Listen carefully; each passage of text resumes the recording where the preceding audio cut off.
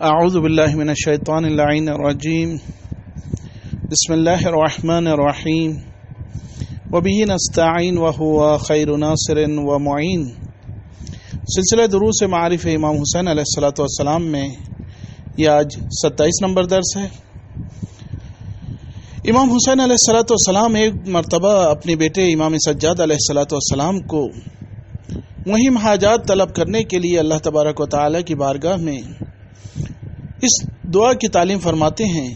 کہ یا بنیا احفظ عنی دعائی علمتنیہ امی فاطمہ سلام اللہ علیہا وعلمہا رسول اللہ صلی اللہ علیہ وآلہ وعلمہ جبرائیل فی الحاجہ والمہم والغم والنازلہ اذا نزلت والعمر العظیم الفادح ادعو بحق یاسین والقرآن الحکیم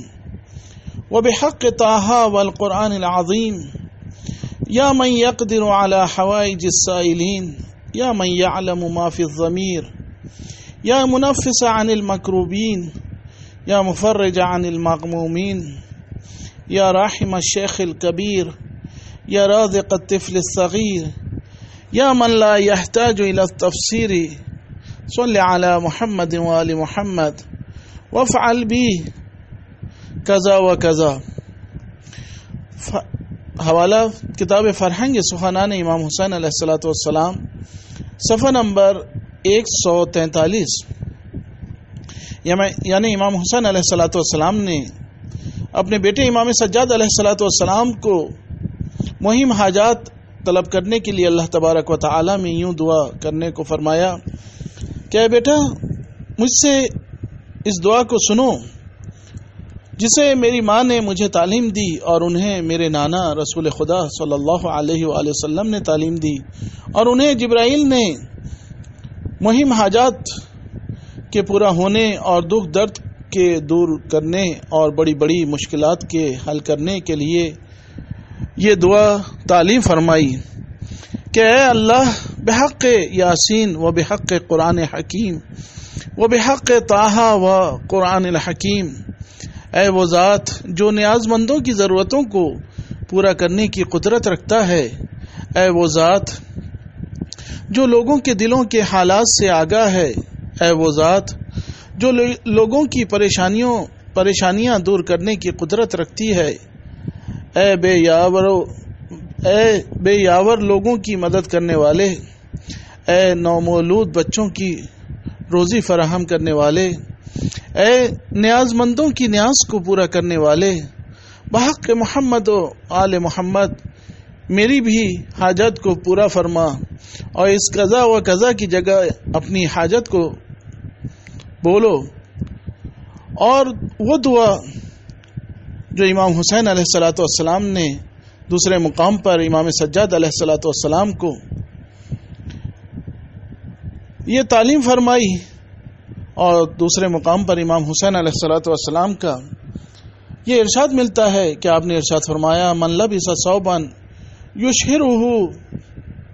کساء اللہ یوم القیامۃ ثوبا من النار۔ حوالہ کتاب فرہنگ سخنان امام حسین علیہ الصلوۃ والسلام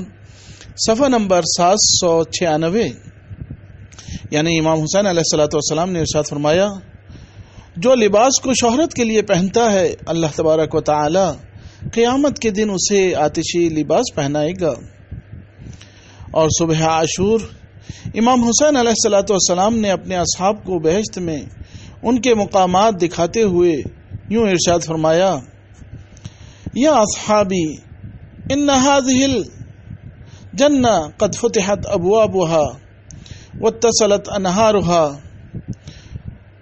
وأينعت ثمارها وزينت قصورها وصالفت ولدانها وحورها وهذا رسول الله صلى الله عليه وآله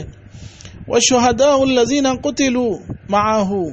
وأبي وأمي يتوقعون قدومكم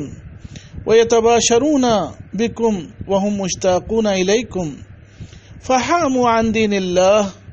ودبوا عن حرم رسول الله۔ حوالہ کتاب فرہنگ سخنان امام حسین علیہ الصلوۃ والسلام صفحہ نمبر 143۔